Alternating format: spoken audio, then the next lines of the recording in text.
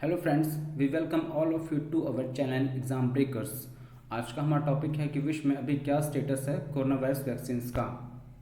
हम अपने इन सभी टॉपिक्स को अपने वीडियो में डिटेल में डिस्कस करेंगे।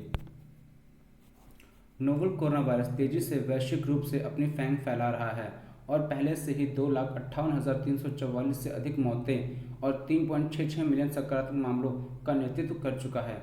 हाँ, यह एक बड़ी संख्या है और आने वाले दिनों में इसकी संभावना बढ़ जाएगी। भले ही दुनिया भर के देशों ने अपनी सीमाओं को बंद कर दिया है और इस अत्यधिक संक्रामक वायरस के प्रसार को रोकने के लिए कड़े कदम उठाए हैं, एक पूर्ण लॉकडाउन सहित वक्र का चपटा होना भी बाकी है। संयुक्त राज्य अमेरिका में कोविड-19 ने 68,000 से अधिक मृत्यु का कारण बना है और सकारात्मक मामलों की संख्या लगभग 1.2 मिलियन को छू गई है। दूसरी ओर इटली 2,13,013 सकारात्मक मामलों के साथ दुनिया में सबसे हिट देशों में से एक बना हुआ है। यह ध्यान रखना महत्वपूर्ण है कि ये दोनों देश दुनिया के सबसे परिष्कृत स्वास्थ्य प्रणाली में से एक हैं। दुनिया भर में स्वास्थ्य विशेषज्ञ लगातार लोगों को घर के अंदर रहने के लिए याद दिलाते रहते हैं ताकि स्वास्थ्य देखभाल प्रणाली को प्रभावित न करें और चिकित्सा विशेषज्ञों और वैज्ञानिकों को उपन्यास कोरोना वायरस के लिए एक टीका विकसित करने के लिए अधिक समय दें। अंततः सामाजिक भेद और लॉकडाउन एक ही उद्देश्य है, अधिक लोगों को संक्रमित होने और अधिक समय खरीदने से रोकना।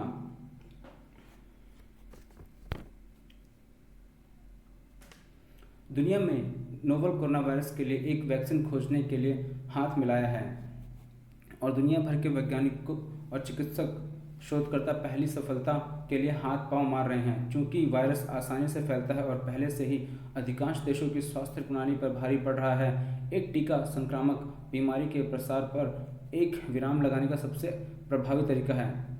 वर्तमान में विश्व स्तर पर लगभग 80 समूह उसी के लिए ब्रेक ने गति से काम कर रहे हैं। भले ही मनुष्यों के लिए एक वैक्सीन फिट होने के लिए सामान्य रूप से विकसित होने में वर्षों लगते हैं, वर्तमान में SARS-CoV-2 के लिए 111 संभव टीके हैं जो नैदानिक परीक्षणों के विभिन्न चरणों में हैं।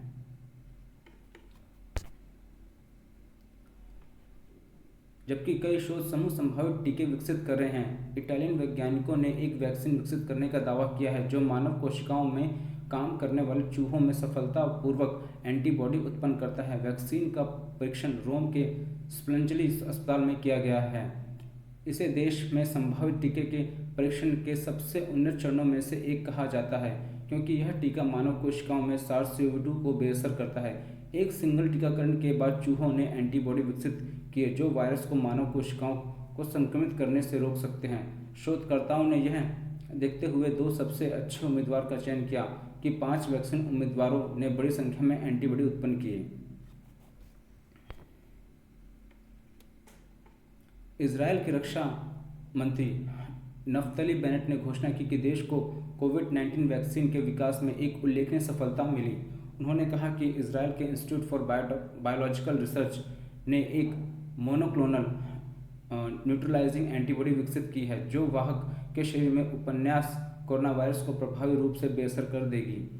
बेनेट ने कहा कि इटालियन शोधकर्ताओं ने नोवल कोरोना वायरस का मुकाबला करने के लिए एक एंटीबॉडी विकसित करने में महत्वपूर्ण सफलता हासिल की है। उन्होंने कहा, मुझे इस टेरिफिक सफलता के लिए संस्थान के कर्मचारियों पर गर्व है। मोनोक्लोनल न्यूट्रलाइजिंग एंटीबॉडी क्या है? एक न्यूट्रलाइजिंग एंटीबॉडी एक एंटीबॉडी है जो किसी भी प्रभाव को जैविक रूप से बेअसर करके एक रोगजनक या संक्रामक कण से एक सेल का बचाव करती है। तटस्थता कण को संक्रामक या रोगजनक बताती है। यह वायरस से बचाव कैसे करता है?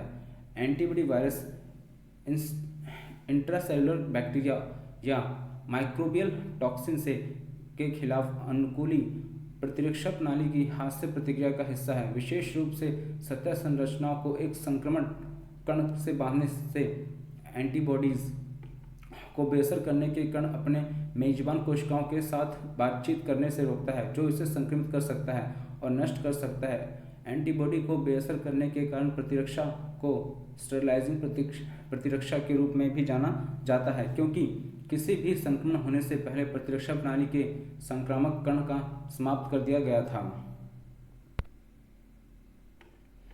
ऑक्सफोर्ड यूनिवर्सिटी ने 23 अप्रैल को अपने वैक्सीन के एक फेज़ 1 मानव नैदानिक परीक्षण की शुरुआत की, जहां 2 स्वयंसेवकों को इंजेक्शन लगाया गया और एलिसा ग्रेनाटो पहले ऐसे टीकाकारकों में से एक हैं। वैक्सीन चेडॉक्स 1 नोवल कोरोना वायरस 19 को वैश्विक के जेनर इंस्टीट्यूट द्वारा 3 महीने के भीतर विकसित किया गया था। यह सामान्य कोल्ड वायरस के कमजोर तनाव का उपयोग करता है, जो कि चिंपांजी में संक्रमण का कारण बनता है। वैक्सीन को काम करने के लिए वैज्ञानिकों ने वायरस की सतह पर मौजूद नोवल कोरोना वायरस की आनुवांशिक सामग्री को वायरस में डाल दिया है। कोविड-19 रोगियों को ठीक करने में मदद करने के लिए प्लाज्मा थेरेपी को अभी तक एक और पूरक उपचार माना जा रहा है। कॉन्वलेसेंट प्लाज्मा थेरेपी में उन लोगों के शरीर से प्लाज्मा के रूप में जाना जाने वाला रक्त घटक ट्रांसफ्यूज करना शामिल है, जो वायरस के हमले से गंभीर रूप से बीमार रोगियों या कोरोना वायरस रोगियों के लिए ठीक हो गए हैं, जो उच्च जोखिम में हैं। यह रोगी में निष्क्रिय प्रतिरक्षा को किकस्टार्ट करने में मदद करने के लिए कहा जाता है और उन लोगों की मदद कर सकता है जिनके शरीर रोग पर अंकुश लगाने के लिए पर्याप्त एंटीबॉडी का उत्पादन नहीं कर रहे हैं। भारत के कई अस्पतालों ने उत्तर प्रदेश, राजस्थान, दिल्ली, महाराष्ट्र और मध्य प्रदेश सहित कोरोना वायरस रोगियों के इलाज के लिए प्लाज्मा थेरेपी का उपयोग करने के लिए गोता लगाया है। दिल्ली के स्वास्थ्य मंत्री ने बताया था कि कोविड-19 के 6 गंभीर रूप से बीमार मरीज कॉन्वलेसेंट प्लाज्मा थेरेपी के उपयोग के बाद लगभग ठीक हो गए थे। हालांकि यह ध्यान रखना महत्वपूर्ण है कि रोग के खिलाफ प्रतिरक्षा प्रणाली को मजबूत करने में प्लाज्मा थेरेपी की प्रभावशीलता दिखाने वाले कोई निश्चित अध्ययन नहीं है। इसके अलावा केंद्रीय स्वास्थ्य मंत्रालय ने अत्यधिक संक्रामक बीमारी से लड़ने के लिए प्लाज्मा थेरेपी को अंतिम उपचार मानने की सलाह दी है, क्योंकि यह एक प्रायोगिक स्तर पर है और इसमें जानलेवा संक्रमण संबंधी जटिलताओं का कारण बनने की क्षमता है।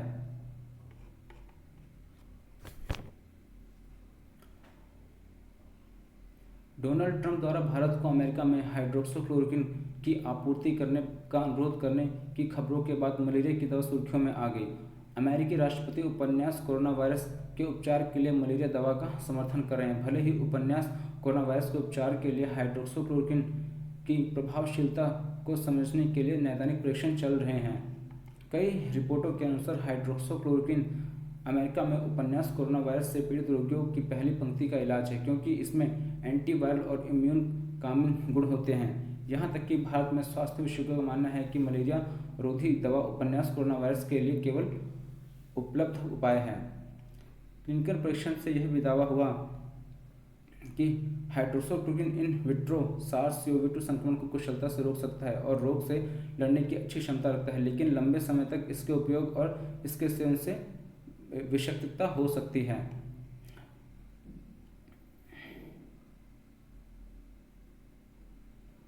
चीन के प्रारंभिक रिपोर्टों के बाद मलेरिया रोधी दवाओं की मांग में कमी आई, जिससे में पता चला कि इसने कोविड-19 रोगियों की रिकवरी को सक्षम किया।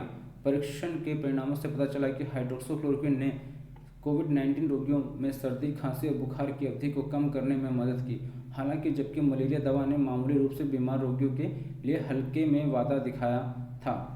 New England journal of medicine में प्रकाशित एक रिपोर्ट में दावा किया गया था कि यह गंभीर रूप से बीमार रोगियों के लिए काम नहीं करता था।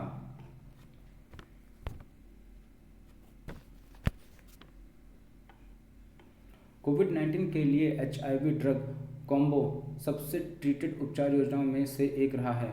यह एंटीवायरल ड्रग संयोजन कोरोना वायरस रोगियों को जयपुर के SMS अस्पताल के डॉक्टरों के रूप में इलाज करने के लिए शुरू में प्रभावी पाया गया था। राजस्थान ने 2 इटालियन रोगियों को HIV रोधी दवाओं लोपिनेविर और रितोनविर गोलियों के संयोजन देने का दावा किया था। एक अन्य घटना में केरल में एक ब्रिटिश नागरिक जिसने उपन्यास कोरोना वायरस के लिए पॉजिटिव परीक्षण किया था को भी HIV ड्रग कॉम्बो दिया गया था, जिसके बाद उसने कोविड-19 के लिए नेगेटिव रिजल्ट आया। हालांकि चीन ने एक क्लिनिकल परीक्षण से पता चला कि दवा कॉम्बो ने कोविड-19 रोगियों की स्थिति में सुधार नहीं किया। यह परीक्षण 199 गंभीर रूप से बीमार रोगियों पर किया गया था और इसे new England journal of medicine में प्रकाशित किया गया था। WHO के अनुसार वर्तमान में 8 कोविड-19 टीके हैं जो मानव परीक्षण चरण में प्रवेश कर चुके हैं। संयुक्त राज्य अमेरिका में फाइजर और बायोनटेक दवा कंपनियों ने एक साथ भागीदारी की है और अपने BNT-162 वैक्सीन कार्यक्रम के क्लिनिकल परीक्षण शुरू कर दिए हैं।